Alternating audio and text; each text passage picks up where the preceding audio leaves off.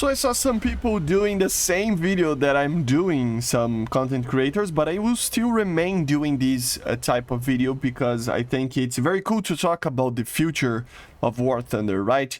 Today we're going to talk about what to expect from the SU-30SM. So why first we are going to talk about that?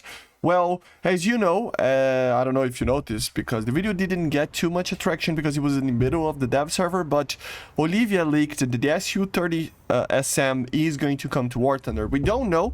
As you know, Olivia leaks, they are, sometimes they take a little bit of time to be added, but they're probably working on the vehicle and it will probably be added during next year. So what can you expect from such an aircraft, okay?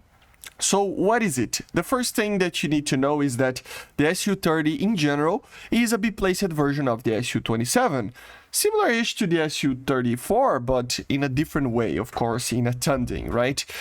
Initially, it was made for training with the SU-27B, U, I think it was, or UB, right? And later the PU model, being an interceptor, but eventually it became the very advanced multi-role aircraft that we already know, like the SM, right?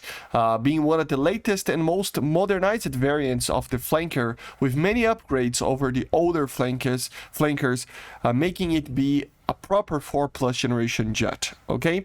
In the performance side of things, it is very similar to other flankers in most things, but it has two features that really put it to another level, right? It has the canards, just like the SU-34 and 33, but also, not only that, it has thrust vectoring engines, so yes, it can actually vector the thrust with its engines, making it be, although heavier than the normal SU-27, more maneuverable than the flankers we have in the game, being able to do the Kubit, the Super Cobra, and many other post-stall maneuvers, right? The engines, of course, are as strong as the SU-34's ones. It has around 250 kilonewtons total, so 125 more or less each engine, which is pretty similar to the SU-34's ones, okay? But with thrust vectoring, right?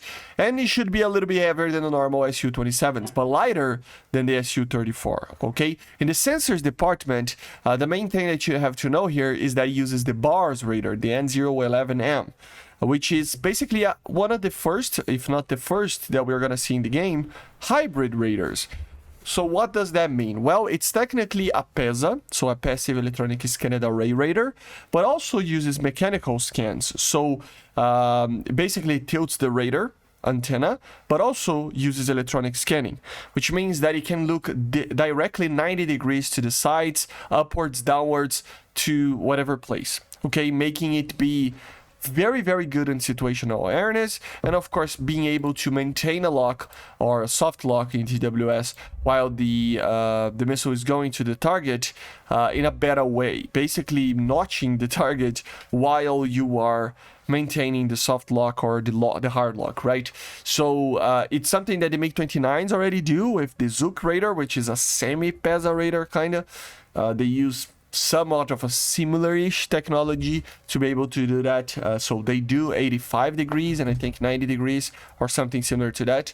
But this would be a little bit better because it's a full PESA. And it's a hybrid because it has mechanical scans as well, okay? Of course, it still has a very powerful RWR, IRST, same good old stuff that we normally have in these modern flankers, right? In the weapons department, of course, we need to talk about that it's not that different from what we have already. So the thing about the SU-30SM is that it can carry most of the stuff that the Russians have, basically almost everything, right? So obviously the R-77, R-73, R-27s, ETs, ERs, all the missiles that we already have in top ranks of Russia. But also stuff that we don't have, like the R-74M and the R-77-1 that we might see in the future, right? For air-to-ground, of course, it can carry the non-guided stuff that the SU-34 carries, and most of the SU-34's guided weapons too, like the CABs and KHs and stuff like that. So could it be added right now? Well, to be honest, we will see a lot of these 4+ generation jets coming very, very soon. So yeah, for sure. And there was the leak that claims that the SU-30SM will come. So we don't just know how soon it will actually come, but it for sure will come in a soonish kind of future. I would suggest that probably in the first or second update next year, or at least we will see some form of new generation or a 4+ generation jet for the Russians in the first 2 patches next year. Probably the first one, to be honest. All the nations that don't have a 14.0 4+ generation jet, which are basically the Soviets, the Japanese, the Swedes, some others, you know, they will, the Chinese, they will receive very soon something that is 14.0 for sure, you know. Yeah, the SU-30SM feels like it is the option that they are, because of the leak, that they might be going for, okay? Of course, the SU-30SM will not be that different from the SU-27SM.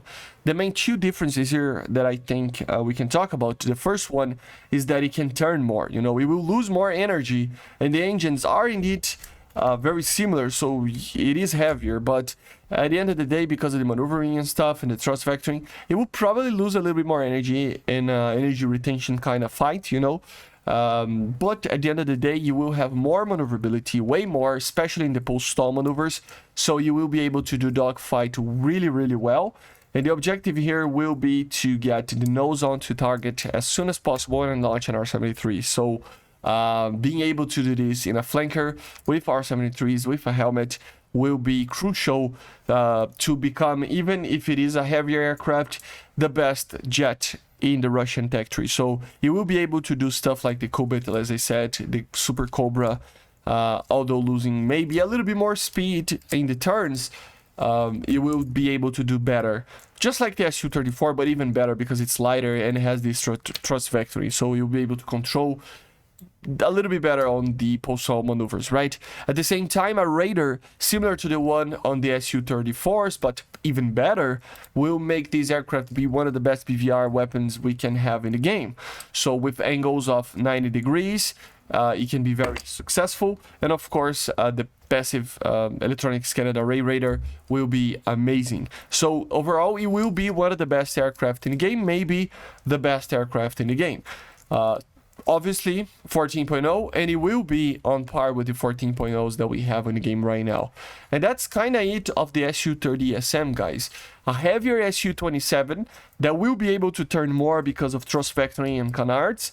It might lose a little bit more of energy, but at the same time, it will have an amazing radar that will be able to do a lot of things. Of course, still we don't have, I don't think, the ability of using the R-37 and some other specific missiles that would make this thing OP, really OP.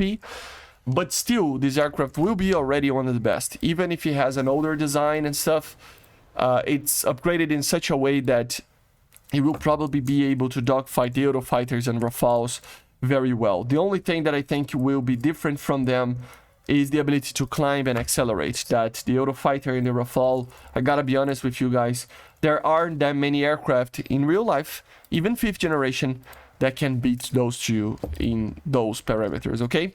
So let me know in the comments what you think about the SU-30SM. When do you think it's gonna be added? Let me know in the comments. I see you guys on the next one. Make sure to subscribe and leave a like, and see ya. Bye.